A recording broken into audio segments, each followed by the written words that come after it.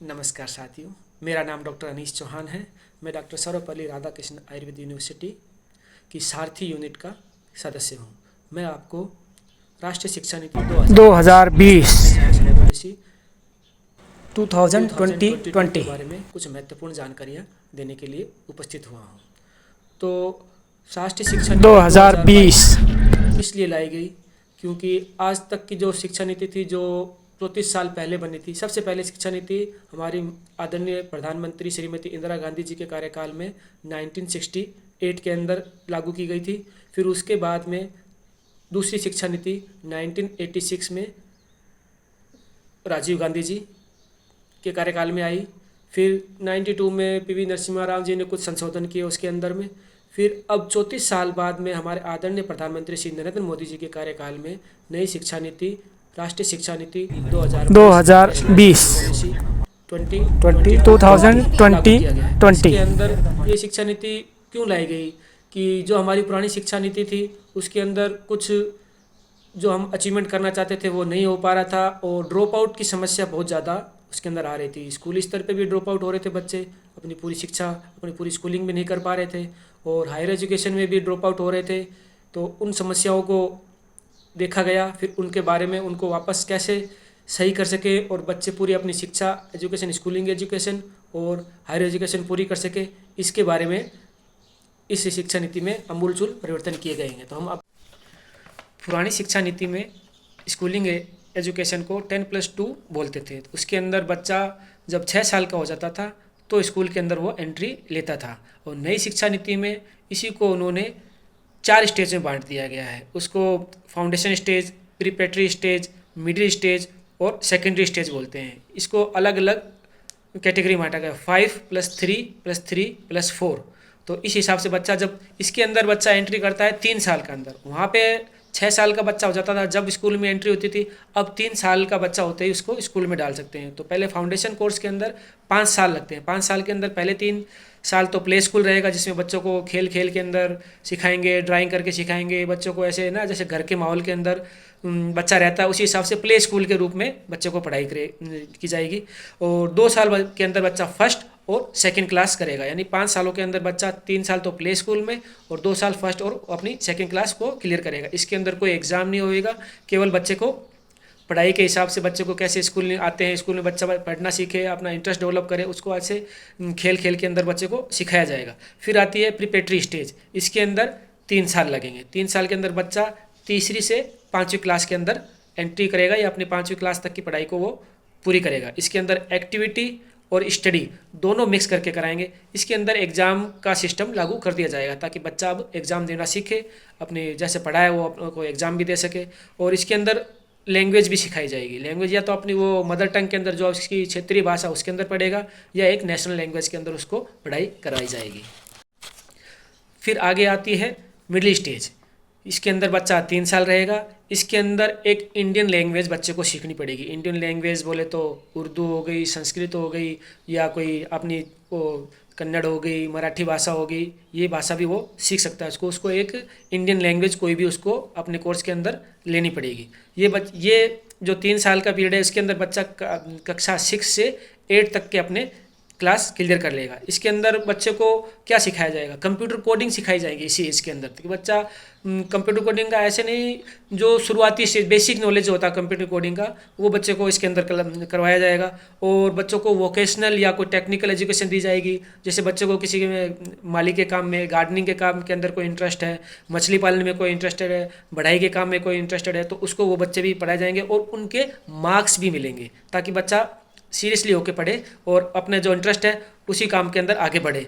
और फिर math, science और आर्ट्स तो इसके अंदर रहेगी। ये कक्षा 6 से 8 तक का कोर्स हो जाएगा, इसको बोलेंगे मिडिल स्टेज। उसके बाद आती है सेकेंडरी स्टेज। सेकेंडरी स्टेज में बच्चा 9th क्लास से लेकर 12th क्लास तक की अपनी स्टडी को कंप्लीट करेगा। और इसके अंदर एग्ज़ाम सिस्टम, पहले तो पुरानी शिक्षा नीति में एनुअल एग्ज़ाम हुआ करते थे, इसके अंदर इसको बदल कर सेमेस्टर वाइज कर दिया गया। 9th से 12th क्लास के अंदर आपको सेमेस्टर वाइज एग्ज़ाम देने पड़ेंगे।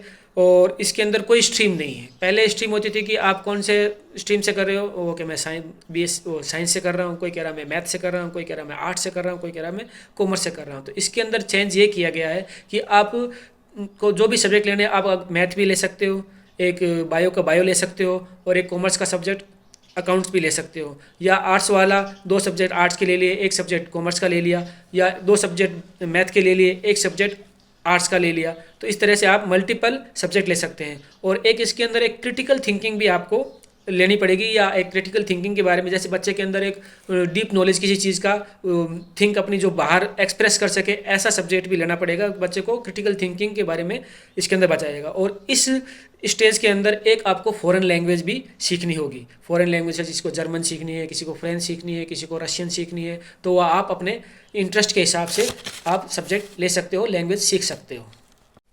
अब देखते हैं कि हायर एजुकेशन में नई शिक्षा नीति में क्या क्या बदलाव किए गए हैं। पहले स्ट्रीम बोलते थे, आपने ग्रेजुएशन काहे में किया है, बीए में ग्रेजुएट हूँ, वो कहता मैं बीएससी ग्रेजुएट हूँ, वो कहता था मैं बीकॉम ग्रेजुएट हूँ। तो अब को इन सबको हटा दिया गया है, अब केवल ग्रेजुएट ही बोलेंगे। अब इसको 4 साल की ग्रेजुएशन कर दी गई है। इसके अंदर भी पहले ड्रॉप आउट की समस्या आती थी कि बच्चे 1 साल पढ़ लिए अपनी ग्रेजुएशन के दौरान, फिर अगर उनको कुछ काम हो गया या पढ़ाई अपनी जारी नहीं रख पाते हैं तो वो कहीं या किसी काम से बाहर चले गए हैं, तो अगर 1 साल किया है तो भी आपकी ग्रेजुएशन नहीं मानी जाती, अगर 2 साल करके भी गया है तो भी आपकी ग्रेजुएशन नहीं मानी जाती, फिर वापस भी आके भी आप नहीं पढ़ सकते। इसके अंदर री एंट्री का भी नया सिस्टम लागू किया गया कि आप पढ़ाई अपनी वापस छोड़ के चले गए हैं कि वापस आके आप करोगे तो आपको री एंट्री करनी जाएगी, तो पुराने दोबारा नहीं पढ़ने पड़ेंगे। तो इसके अंदर देखो क्या किया गया, 4 साल के अंदर ग्रेजुएशन को बांट दिया गया है। पहले साल के अंदर आपको सर्टिफिकेट मिल जाएगा, अगर आपने पहले साल का एग्जाम दिया गया तो उसको बोलेंगे ग्रेजुएशन सर्टिफिकेट। अगर आपने 2 साल पढ़ाई करके ग्रेजुएशन करके आपने छोड़ दिया है तो उसको बोलेंगे डिप्लोमा ग्रेजुएट। अगर आपने 3 साल कंप्लीट करके पढ़ाई को अपने छोड़ दिया तो उसको बोलेंगे डिग्री ग्रेजुएट। और 1 साल इसके अंदर जोड़ दिया, अगर अपने 4 साल आपने ग्रेजुएशन की है तो उसको बोलेंगे रिसर्च ग्रेजुएट। और आप बीच में चले गए 1 साल छोड़ के, फिर वापस आपको कोई काम हो गया, आपने कहा भैया पढ़ाई वापस जारी करनी है हमें, तो वापस आओगे, अगर आपका सर्टिफिकेट है तो अगले साल आप डिप्लोमा ग्रेजुएशन के अंदर अब एंट्री हो सकती है आपकी, इसको बोलेंगे री एंट्री बोलेंगे। और पोस्ट ग्रेजुएट कर दिया गया है 1 साल या 2 साल के अंदर। अगर किसी ने 3 साल की डिग्री ग्रेजुएशन की है तो उसको पोस्ट ग्रेजुएट करनी पड़ेगी 2 साल की। अगर किसी ने रिसर्च ग्रेजुएशन की है तो उसको करनी पड़ेगी पीजी 1 साल की, तो उसकी पीजी कंप्लीट मानी जाएगी। और इसके अंदर एमफिल को हटा दिया गया है, ठीक है, पीएचडी को 4 साल कर दिया गया है। तो ये ग्रेजुएशन सिस्टम में हायर एजुकेशन के अंदर ये नई शिक्षा नीति में चेंजेस लाए गए हैं। और नई शिक्षा नीति में जो जीडीपी का परसेंटेज है उसको डबल कर दिया गया। पहले हमारी 3% एजुकेशन के लिए जीडीपी का देते थे, अब उसको 3% से बढ़ाकर 6% एजुकेशन के अंदर हम खर्च करेंगे। और इसके अंदर स्कूलों की फ़ीस के बारे में बहुत लोग परेशान रहते थे कि किसी स्कूल की फ़ीस साल की 2 लाख है, किसी की 3 लाख है, किसी की 4 लाख है। तो नई शिक्षा नीति में स्कूलों को ग्रेडिंग दे दिया जाएगा कि आप इस लिमिट से लेके इस लिमिट तक की आप अपनी फ़ीस रख सकते हैं। वो अपने मनमाने तरीके से फ़ीस को बढ़ा नहीं सकते थे, तो उनको एक ग्रेडिंग सिस्टम दे दिया है कि आप इस लेवल के ग्रेड के स्कूल हो तो आपकी फ़ीस यहाँ से लेके यहाँ तक आप रख सकते हो। और इसके अंदर वोकेशनल कोर्स जोड़ दिए गए हैं नई शिक्षा नीति के अंदर, जिससे बच्चे क्या है कि अपने इंटरेस्ट के अनुसार पढ़ सकें। और रिजल्ट का बच्चों के अंदर बहुत जो रिजल्ट का एवोल्यूशन है उसके अंदर बच्चे या हायर एजुकेशन में बच्चे बहुत परेशान रहते थे कि हमारा रिजल्ट कैसे बना है। केवल मार्क्स को ही नहीं दिया गया है, इसके अंदर मार्क्स के अलावा 4 सिस्टम में बांट दिया गया है।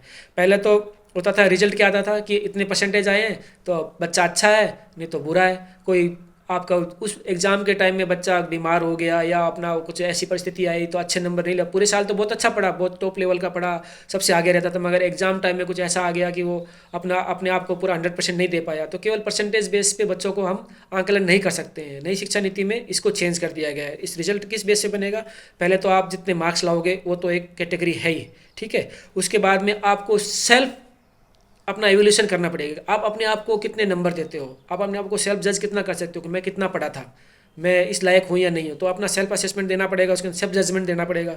फिर आपके जो आसपास के दोस्त हैं क्लास के अंदर वो आपके रिजल्ट बताएंगे कि ये भाई ये इस पढ़ाई में इतना अच्छा, व्यवहार में इतना अच्छा, उसका भी मार्क्स मिलेंगे, वो भी काउंट होंगे, ठीक है। क्योंकि इससे बच्चा सीखेगा कि समाज में कैसे रहना है, अपने दोस्तों के साथ, अपने नेबरहुड के साथ में, अपने पड़ोसियों के साथ में, बच्चों छोटों के साथ में, बड़ों के साथ में कैसा था, वो भी आपका मार्क्स डिसाइड करेंगे, वो आपके रिजल्ट एवोल्यूशन में वो मदद करेंगे, तो वो भी मार्क्स काउंट होंगे।